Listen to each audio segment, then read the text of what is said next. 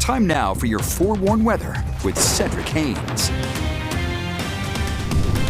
All right, let's talk about your forecast here as we make our way through this Veterans Day. Looking like some pretty good weather overall. So for all of those festivities and activities that will be taking place today outside, don't worry about the weather. It's still looking pretty nice out there. Now, the one thing you'll notice, scenes like this will be very common across the northern valleys, and that's, of course, blue skies with that inversion haze that will be showing up, and that's going to be the issue. And it's all because we've got this big blue H, high pressure on top of us. And this time of the year, when you get that high pressure over us, of course, with the cold air that's trapped at the surface during the morning hours, it's hard to burn off that pollutants and the haze and the particulate matter, and so it gets lofted up in the air, and that's why we see those inversions. Now, that means for our friends up and down the Wasatch Front here, from Ogden all the way down through Utah County, we're going to be looking at that moderate air quality. Now, moderate air quality is not terrible unless you're extra sensitive to some of that particulate matter. But it does create those hazy skies, and that's kind of the areas where you're going to focus on that. Now, within that area, it's still going to be about the elevation. So,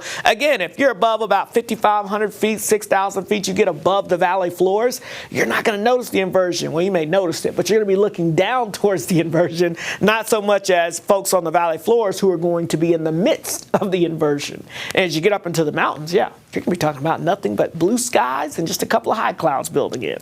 All right, temperatures out there right now, upper 20s to 30s across most of the state, all the way down to Blanding at 36 degrees. We do have a couple of 40s out there on the map, 44 in Lake Powell and 46 in St. George, but even there, that's pretty chilly. So as you get ready to make your way through your Veterans Day here across, again, St. George and southwest Utah, temperatures starting off chilly in the mid-40s for any early morning festivities. But notice by the afternoon hours, I've got our temperatures climbing into the 70s. So should be some beautiful conditions to be outside in as you get into late this afternoon. How about along the Wasatch Front? We've got those temperatures starting off in the 30s for those early morning celebrations. But notice as we get into the midday and afternoon hours, those temperatures climb to the 50s. And I think we do get into the low 60s despite the inversion layer here along the Wasatch Front. So again, some very nice weather. Here's a look at the numbers in your hometown. You'll be able to see, again, we've got 59 from Rock Springs all the way down to 67 in Moab, 62 in Blanding, 62 degrees in Delta, and then even Wendover,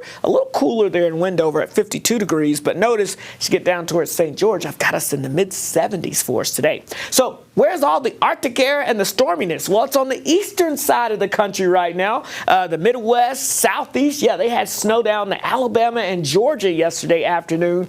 Yes, snow falling there in November. That's very unusual. Meanwhile, for us, high pressure, the ridge, it continues to be in place and will continue to be in place. And that's going to mean warming conditions with that inversion haze over us. But again, no real issues here. We'll start to see the winds picking up Wednesday and Thursday as we're trapped between low pressure and high pressure. That's our next storm system. Looks impressive off the West Coast.